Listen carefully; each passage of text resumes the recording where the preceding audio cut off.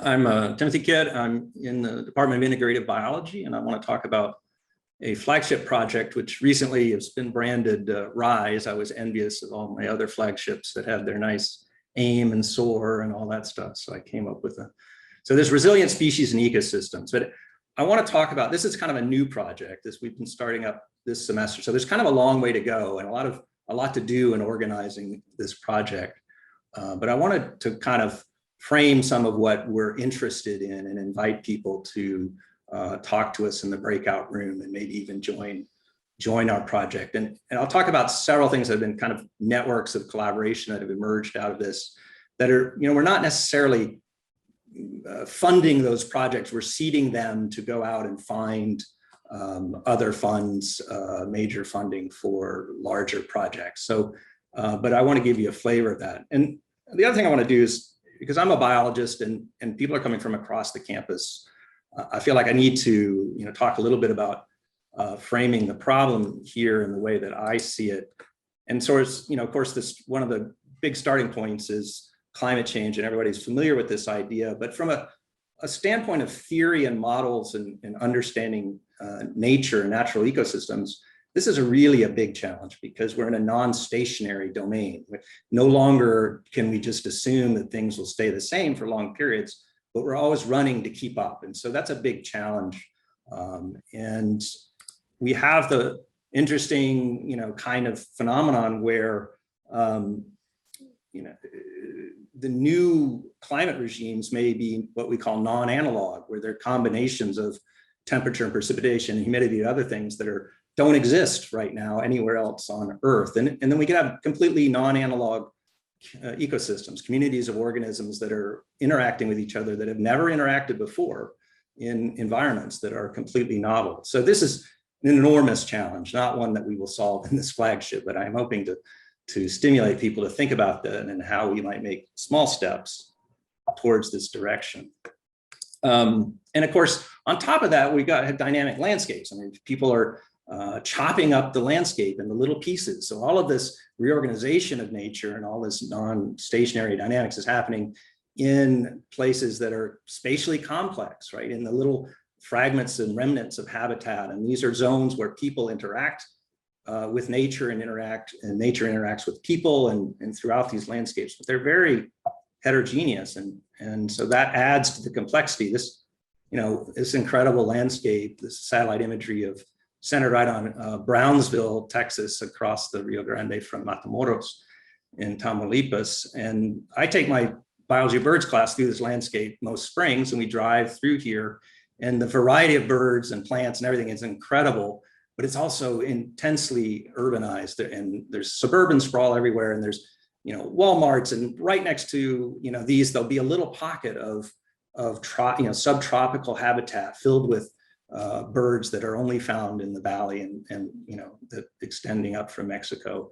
And then you get out to the coast, the Atascosa Wildlife Refuge. And it's a remarkable region, and it's interesting. It's a natural laboratory to think about what happens when you induce change on ecosystems that are broken up into little pieces. And so in Central Texas, this is also true. This is another place I take students when I go in my bird class. So this is Mills Pond, and it's at certain times of the year, this little patch of trees is filled with neotropical migrants that are moving from Central America and Mexico up to Canada. And they hang out for a few days and feed. But I mean, the diversity is crazy. And it's in this little tiny patch I have no idea why here, and there's so many warblers and things. And so, we have this nature in these little broken up patches. Interesting, I took this one picture from an advertisement for a house, right? And they're saying, hey, cool, you buy this house, you'll have access to this nature, right? And so that's another thing that, nature is part of our value system. And there's a lot of interesting dynamics around that. It has value to people and people willing to spend money on it. And so there's a lot of things happening. And I would say also importantly, very important to recognize is that the benefits that we receive from nature are not equally distributed throughout society, and there's tremendous disparity there. And I think that's another issue that we must focus on in the long run. We get direct benefits from nature, pollinators increase crop yield. My colleague here, Shalini Jha, is an expert in this. Parasitoids take out pest species and other things. So healthy, diverse ecosystems are healthy, diverse, happy communities of people as well, and productive systems.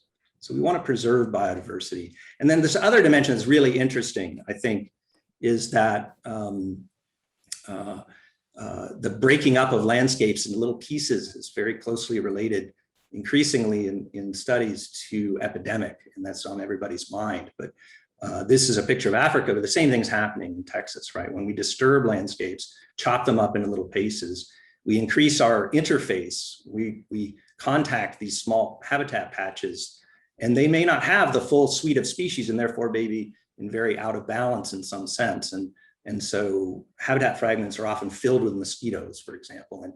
And so people have been documenting how climate change and how landscape alteration is enabling or increasing the potential for epidemics. So this is a human health issue as well as a biodiversity conservation issue. And I think this is another area where I would love to stimulate more thinking and work.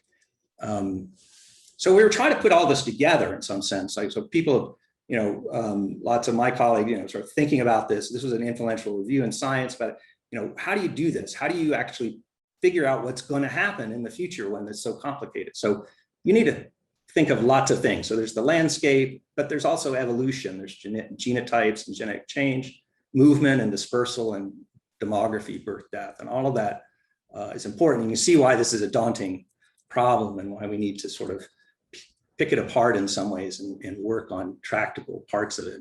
And one path forward, and we haven't talked a lot about this in the flagship context, but this is something that interests me quite a lot, and is the potential for forecasting to be a learning experience, where we take models or other mechanisms and we try to predict the future a week, 2 weeks, 2 months, a year or two ahead, and then we go back and check and see how we're doing. That's a really interesting process. I think that's something that we could all benefit from if we could get to the point, maybe far down the road, but actually having models sitting there ready to forecast, like your weather forecast. And both we learn more about the models, but also that's great benefit to people. So some questions, so kind of broad question of thinking about, what conditions lead to resilience of species and ecosystems in these mosaic landscapes? And when can dispersal and adaptation of species persist in the changing landscape? Can we forecast the future of species distributions and ecosystem states under climate change? And then importantly, can we synthesize and put this together in a way and partner with people and make this some kind of practical land use or policy type of synthesis? Okay.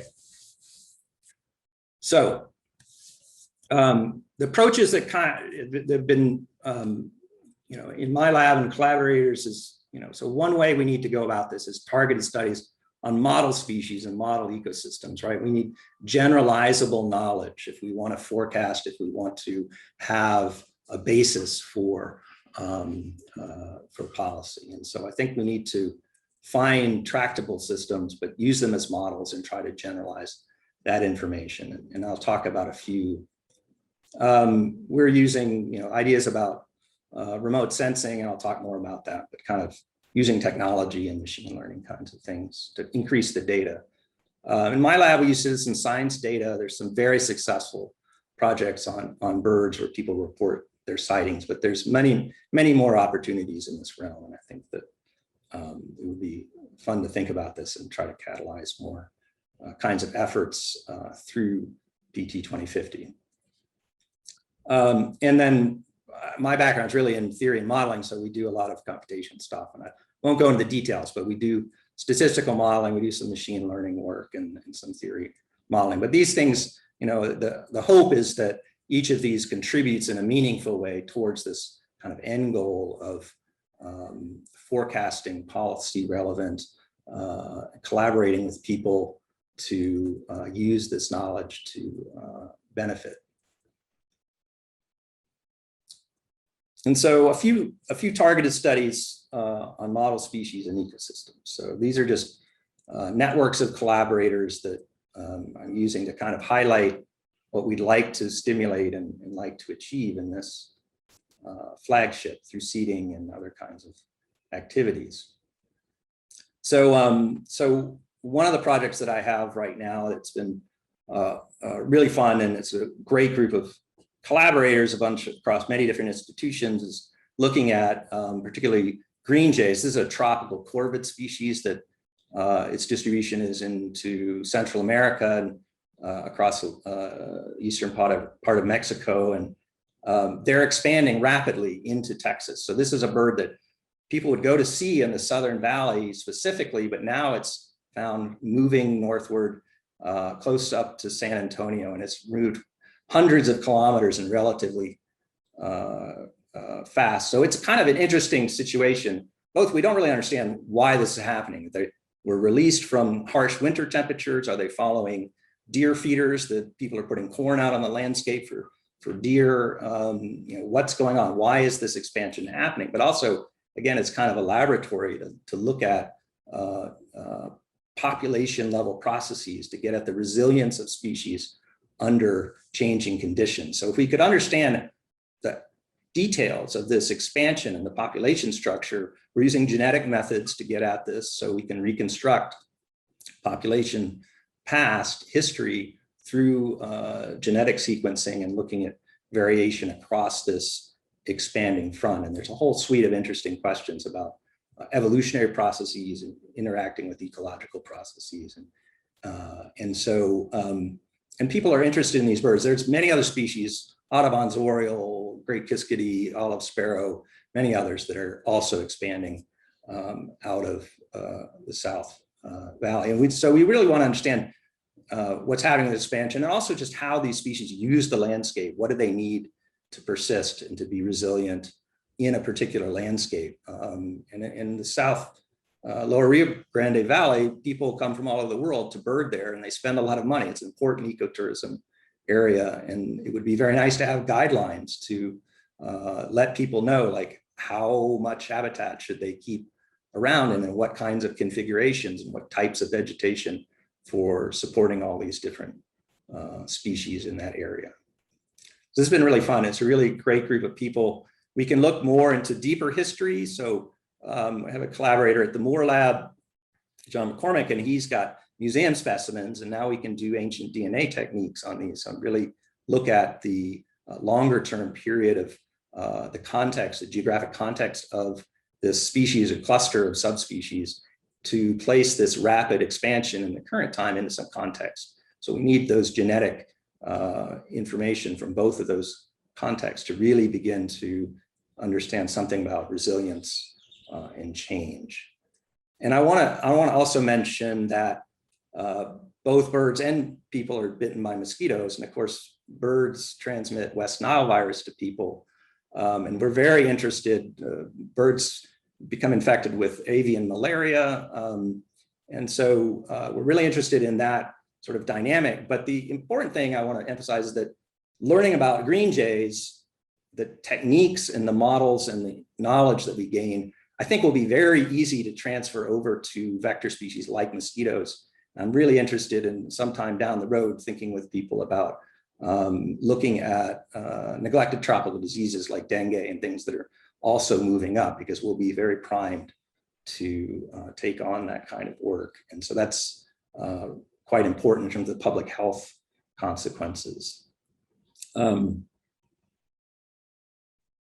So a really amazing group of people working on this. Another thing that we've been doing, and this kind of actually started interestingly out of PT 2050 before I joined on, is wonderful work by Jamie Powell and Suzanne Pierce at TAC, and they were thinking about sensors, and I was thinking about sensors, particularly in the realm of bioacoustics.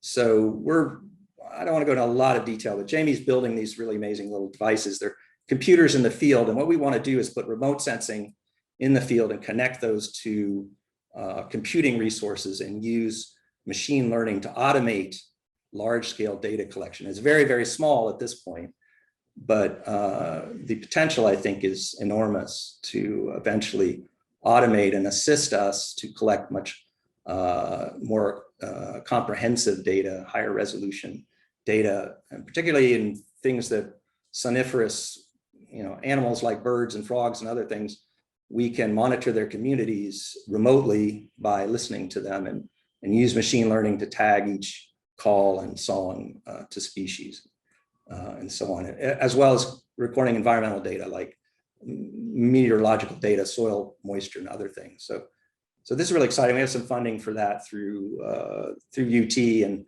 I have some NSF funding for a different soundscape project. And then the collaborator Preston, who's co-lead on this flagship, he's doing this in the marine realm. And so we've worked together. We co-sponsored a student, and so interested in soundscapes. And they're doing incredible work down in the Laguna Madre, where they listen to seagrass beds and they can measure primary productivity, the carbon capture of these important ecosystems by sound, which is, I won't go into, but they're imagining eventually scaling out this to marine bioacoustic listening stations all along the coast of Texas.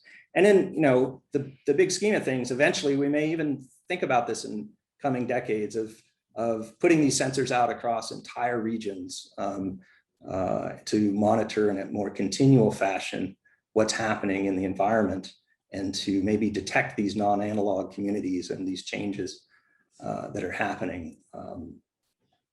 So that's fun stuff. And Preston also has a project, and we're now collaborating with some behavior folks on this with golden cheek warblers. We have recordings of them, and we're doing some interesting bioacoustic work. And it's another one is this, landscapes that are broken up into little pieces. These warblers are nesting in the hill country here. They're endangered species.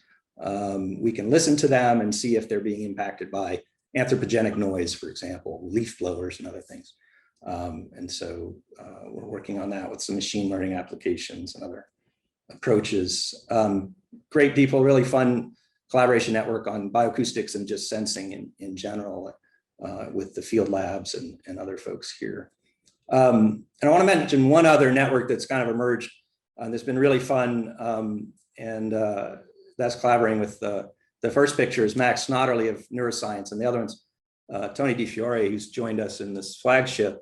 And we've been talking for a while, and I've collaborated with Tony on some of their primate data, but we put together this Biological Integration Institute proposal, very large scale, major NSF grant. And it's such a cool project. I'm really excited about it, but it deals with resilience a lot. And this landscape is not only pristine. There are indigenous people living in this landscape, and they have an eco lodge in the village. And there's this big gradient of disturbance across this area. So we have, again, different sort of a natural laboratory to think about landscapes that have been chopped up and disturbed and how resilient are the species and ecosystems. And this is a really interesting contrast because these are hyper-diverse, hyper-speciose systems. So really fun and great network. And I'm very encouraged that we may be able to use our flagship to kind of help nudge this along to go out and get major funding for the work. And incredible group of people, lots of fun. So here's where we're at. So it's kind of a new project, and we're still working. We have a lot to do, especially with stakeholder engagement. And if people have connections to land stewardship and conservation and other kinds of things, I would love to talk to you about it. But Dave yesterday came up with this wonderful phrase, which I immediately grabbed. We're thinking kind of like a resilience hub, right? So it has spokes, and we're trying to catalyze networks of people working together in these topics.